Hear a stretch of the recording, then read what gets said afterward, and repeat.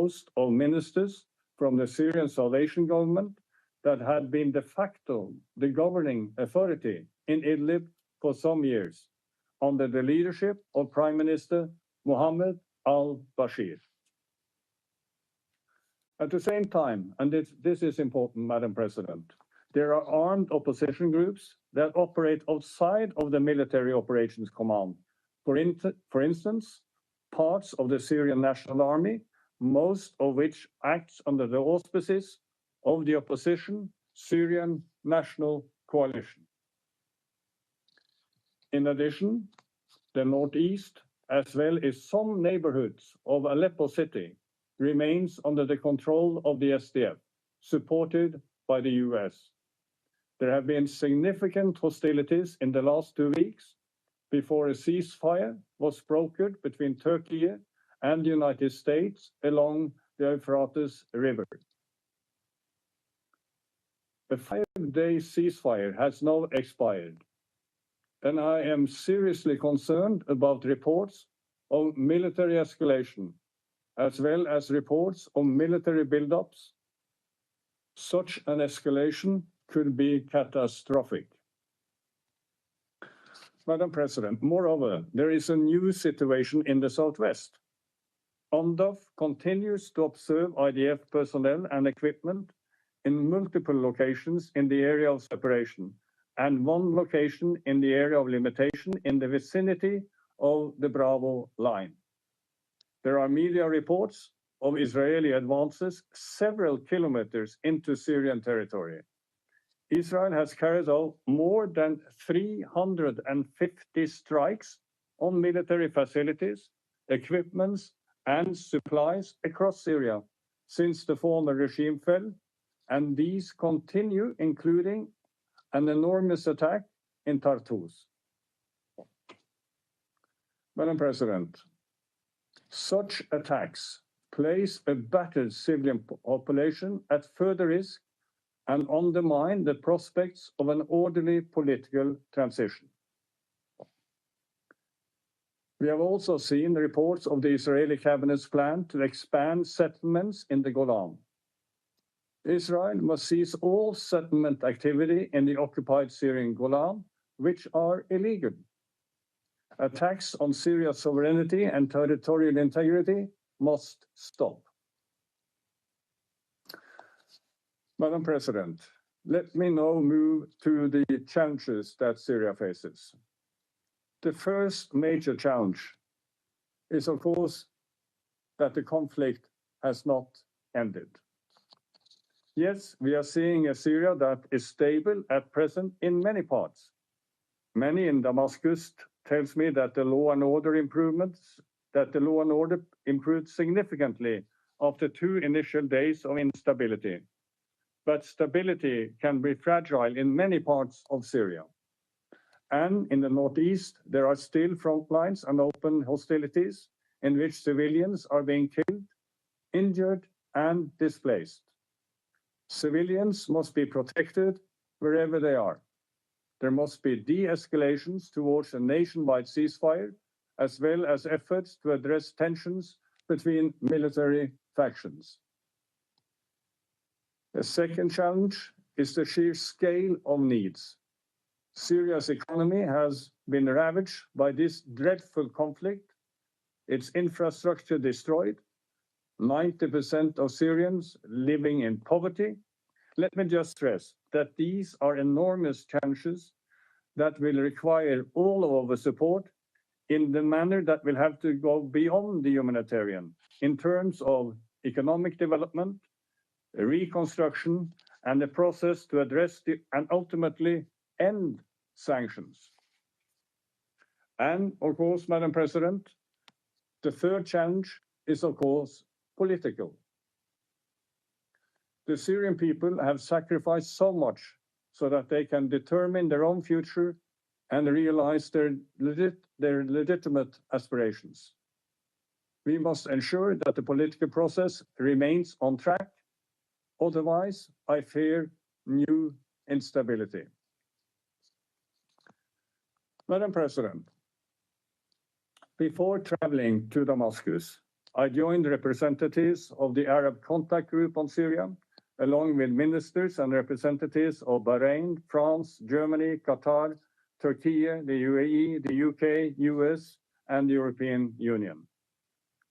This meeting expressed a common belief that the transitional political process must be Syrian-led and Syrian-owned and produce an inclusive, non-sectarian and representative government formed through a transparent process based on the principles of Security Council Resolution 2254. The Aqaba statement emphasized support for my mandate.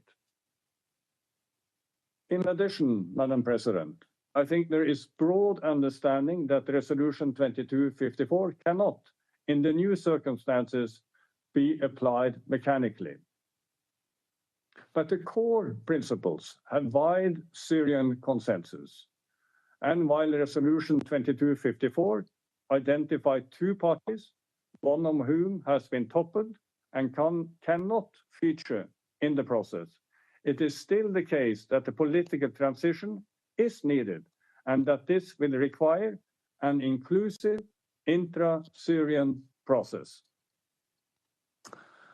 Madam President, what can this look like? First, Syrians need an orderly transition that provides for preservation of state institutions that serve their interests and provide them with critical services. Here, let me take note of the efforts to ensure this already, in terms of safeguarding ministers of the former government to transfer power and calling on state employees to continue their work. This provides a strong first basis, but it is not in itself enough. Second, the transition must also be credible and inclusive, including the broader spectrum of Syrian society and Syrian parties, so that it inspires public confidence. And here, let me emphasize that this is a clear desire expressed by Syrians themselves. Just as we saw significant military coordination between many groups in the recent operations, now, as we are moving forward and into a full political phase, this should be matched by inclusive political engagement. Third, there must be a new constitution in line with Resolution 2254. Fourth, there must be free and fair elections inclusive of all Syrians, as Resolution 2254 envisages, in accordance with international standards. And Madam President, here let me say, I fully appreciate the need to ensure quick service delivery and law and order. Stability is fundamental. Competence is key too. But none of this is incompatible with a credible and inclusive political transition. It is precisely such an approach that can enable stability and indeed prevent new conflict. Madam President, I have discussed all of these elements in depth in Damascus. I met with the commander of the new administration, Mr. Ahmed al-Shara, and Prime Minister of the caretaker authorities, Mr. Mohammed al-Bashir. I also met here in Damascus with representatives of the Syrian Negotiations Commission, including armed group representatives that remain in contact with their leader, Badr Jamous. I also met with Syrian civil society and women. It was heartening to see so many of them, for years speaking across front lines, now together in their capital here in Damascus. They continue to be at the forefront of the emergency response and relief to all Syrians. Their inclusive participation is a cornerstone to sustainable peace. Madam President, concrete movement on an inclusive political transition will be key in ensuring Syria receives the economic support it needs. There is clear international willingness to engage. The needs are immense and could only be addressed with broad support, including a smooth end to sanctions, appropriate action on designations too, and full reconstruction. It is clear that the period ahead will be critical, and there are international signals that broader measures can gain traction with progress on a credible and inclusive political transition. This was an important theme in Aqaba, which stressed that Syria at last has a chance to break decades of isolation. This chance, Madam President, must be seized. Finally, let me note my meeting with Syrian women here in Damascus, as well as the engagement of my office with women across Syria and those in exile. Syrian women seek assurances that their status and rights will be respected and built upon in any transitional arrangements, with the needs of women and girls fully taken into account. Because the reality remains that Syrian women these last years have reported significant backlash. And not only this, Syrian women must be a part of the transition itself. Otherwise, it cannot be considered to be inclusive. Madam President, yesterday, I saw with my own eyes the dungeons, torture, and execution chambers of Sednaya prison. A testament to the barbarity of the fallen regimes towards its own people. I met a man released from Sednaya just 10 days ago who told me how he was tortured. An elderly woman, also recently released, said she wanted first and foremost justice. Another woman was desperately seeking clarity on the fate of her son, who was detained and whose 4 children she raised single-handedly. Of course, Syrian, UN, and other organizations have been documenting this for years, thanks to the courage of survivors and witnesses. But seeing the reality firsthand was a stark reminder of the centrality of transitional justice, the need for clarification of the fate and whereabouts of missing and disappeared persons, and ensuring due process in criminal prosecutions as a necessary safeguard against acts of revenge. Without this, Syria and Syrians will not be able to heal. And, Madam President, here let me stress an urgent first step: the protection of evidence and material, as well as sites of mass graves. We must safeguard the right of the victims and their families and survivors to both truth and justice. And we need the immediate release of all those still detained and arbitrarily across the country. Let me say that on this and across all fronts, I have been in contact with many parts of the UN system, and there is a determination across the system to strengthen the UN presence here in Syria. Madam President, Syria is for all Syrians. Now is the time for Syrians to step forward and lead. Now is the time to reassure all Syrians that their stake in the future is understood and that it will be embodied in a credible and inclusive transitional arrangements. I have made clear in Damascus my invitation to a dialogue on the Resolution 2254 and all other issues relevant to Syrians, so that we can identify a Syrian-owned and led way forwards. Madam President, of course, it is only 11 days since the fall of the former regime. My door is open, and I hope in the coming days we can build that dialogue.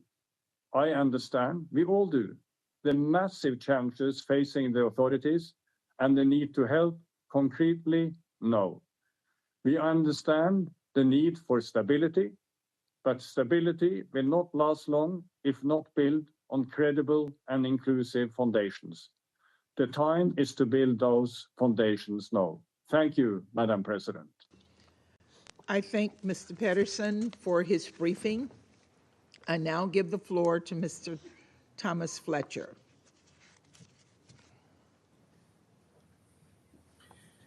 Thank you, Madam President. And thank you to Special Envoy Pedersen for his unflagging work, which I've had the privilege to see firsthand here in Damascus.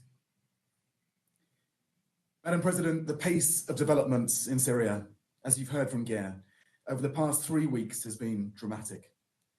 What has not changed is the scale of the humanitarian crisis. Syria was already one of the largest humanitarian crises in the world. With 17 million people, more than 70% of the population in need of support.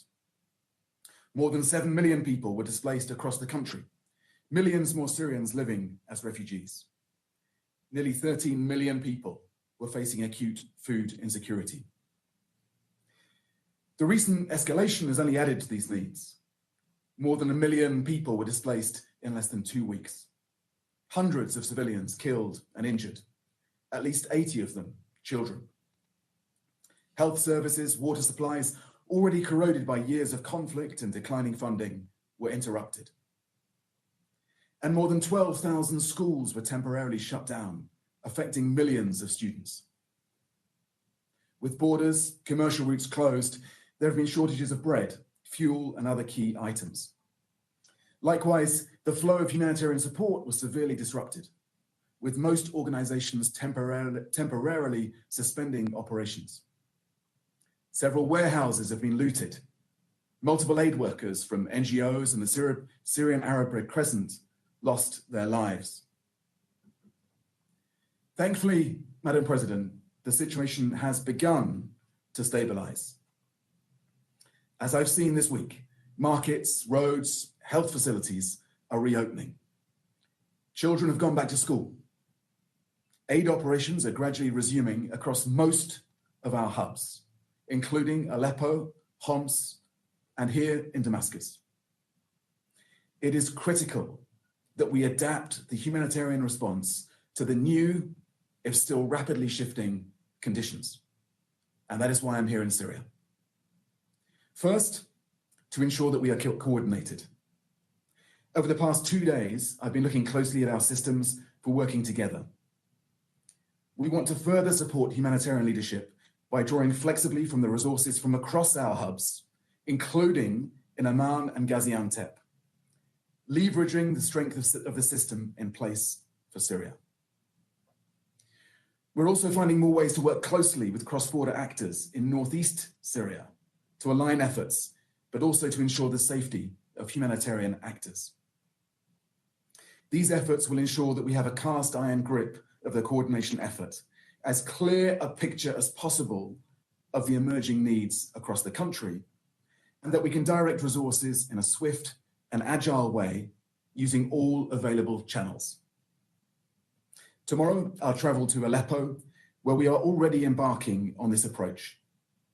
OCHA's office there is bringing together UN agency teams and NGOs previously working in areas formerly controlled by the Assad government, with those working on the cross-border response. I then plan to visit Idlib, where humanitarian needs are among the most severe. As the situation evolves and following my visit, we will also swiftly issue an overview of critical funding needs for the next 3 months. Madam President, the second reason for my visit is to ensure that the humanitarian community has the best possible conditions in which to work. While here in Damascus, I've met with representatives of the new caretaker government, including the commander of the new administration, Mr. Ahmed al-Shara, and the Prime Minister, Mr. Mohammed al-Bashir. I have been encouraged by these discussions, and I'm pleased to report that they have committed to what will be an ambitious scaling up of vital humanitarian support.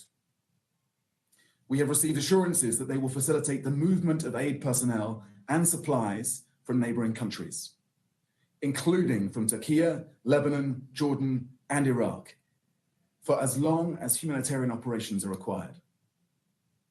Again, this includes routes into areas controlled by other parties in the northeast.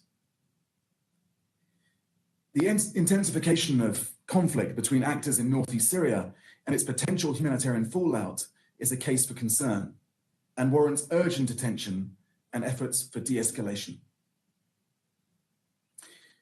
We also received assurances that access to people in need will be facilitated wherever they are in Syria, including across lines of conflict and into the northeast. We received commitments on the issuance of visas, work permits for aid workers, and NGO registration documents.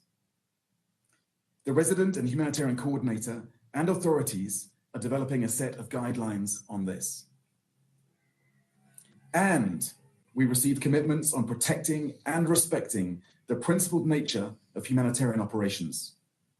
This includes the conduct of independent needs assessments and selection of beneficiaries, the ability to choose our own partners, including those who have been working in government-held areas and those currently working in the northeast, and assurances that there will not be restrictions on employing women who are absolutely essential to our mission. Absolutely essential. These commitments alone will not relieve people's suffering, but they are an essential basis for us to scale up operations. Madam President, the third reason for my visit is to ensure that I can make concrete requests of the international community, including the Security Council. So from you, we need three things. First, strong, unequivocal messaging that international humanitarian law must be respected, both in any ongoing hostilities and in meeting people's basic needs. Civilians and civilian infrastructure must be protected. Those on the move must be allowed to do so safely. The missing must be accounted for. And where hostilities have ended, landmines and explosive remnants of war must be removed.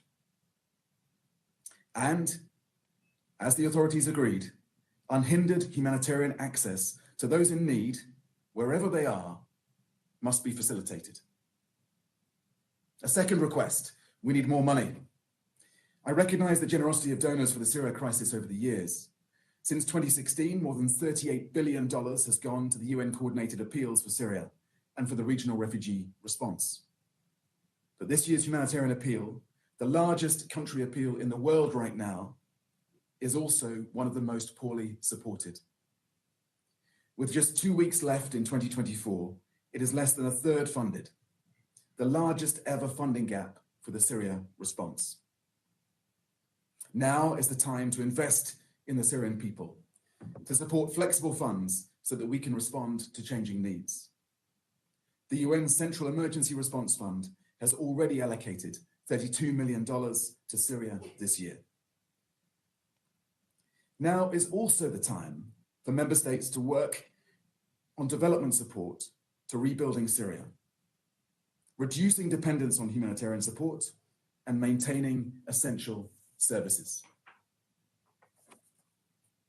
A third request, we need all states to facilitate the humanitarian effort, including by ensuring that sanctions and counterterrorism measures do not impede humanitarian operations.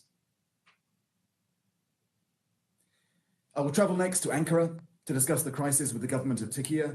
Turkey's facilitation of cross-border humanitarian operations in Syria for many years has been a lifeline.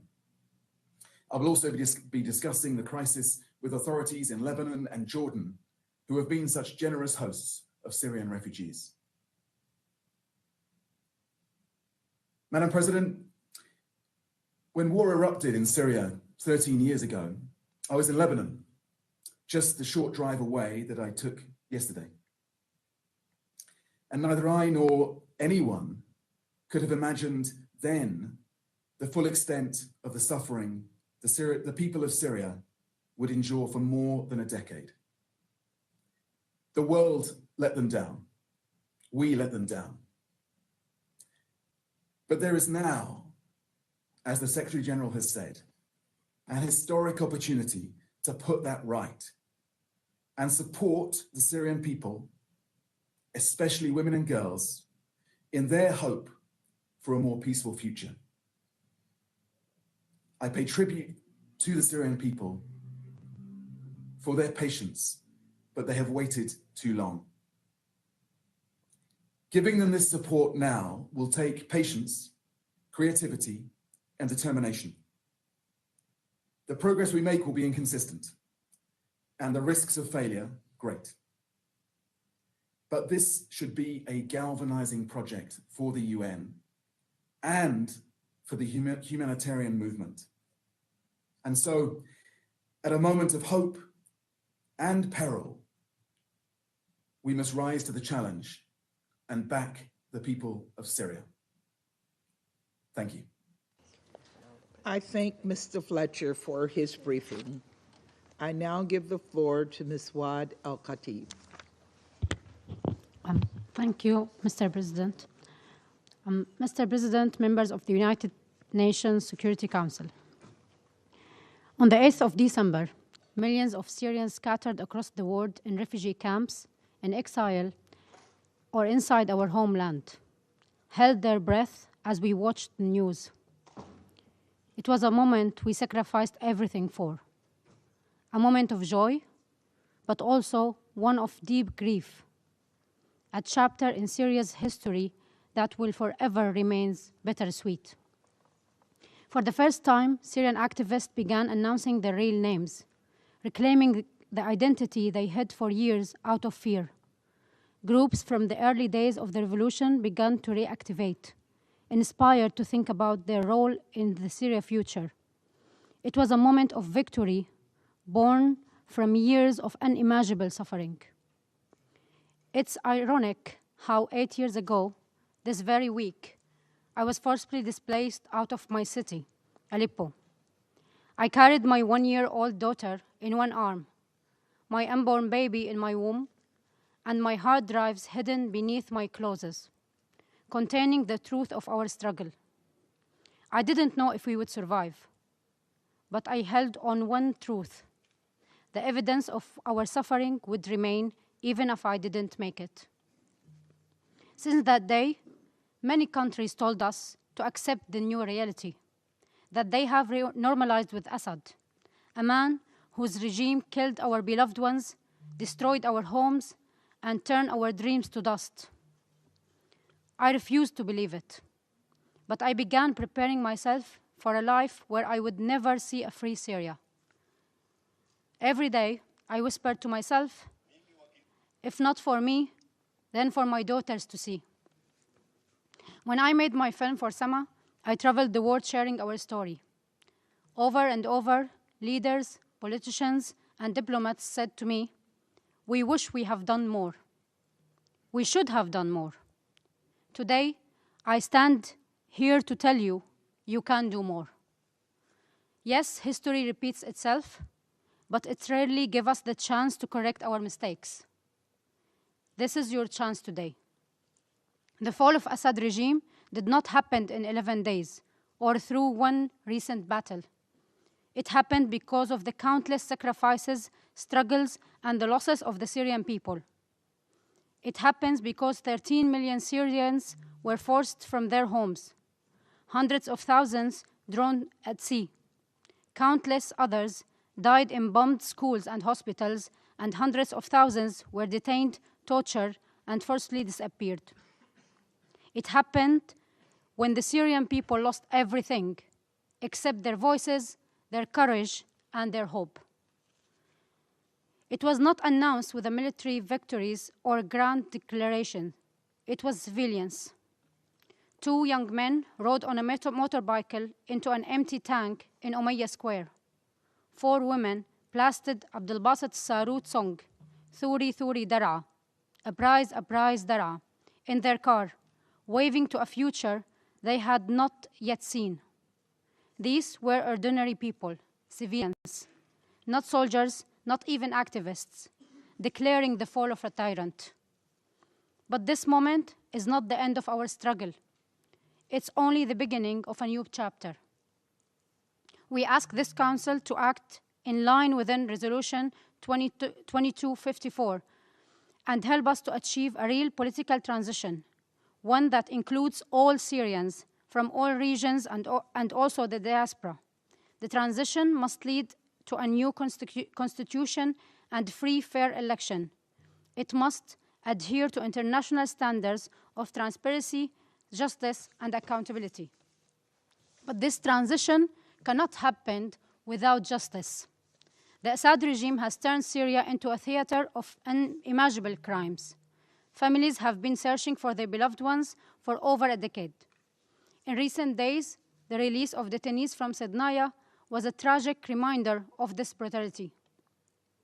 Heartbreaking videos of chaos outside prisons filled our screens, families desperately searching for loved ones, while documents burned and records were destroyed forever.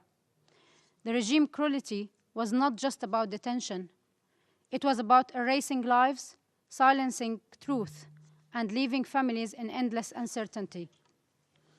Wafa Mustafa, my dear friend, whose father was detained in 2013 and whose fate is still unknown until today, asks a question that broke us all from our hearts.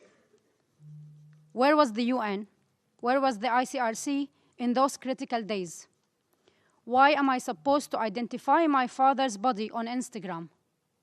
Why are we seeing documents and IDs scattered on the ground, these precious pieces of evidence of our beloved ones? They could hold the only truth about what happened to them, and yet we are being denied even that. Madam President, the international community must act. Families for loved ones deserve access to the truth, access to every prison, to every mass grave, to every part of justice. The bombing must be stopped. Israel's recent strikes are blatant breach of international law. They must be held accountable for that. The protection of civilians is vital. In northeast Syria, violence and instability continues to devastate lives.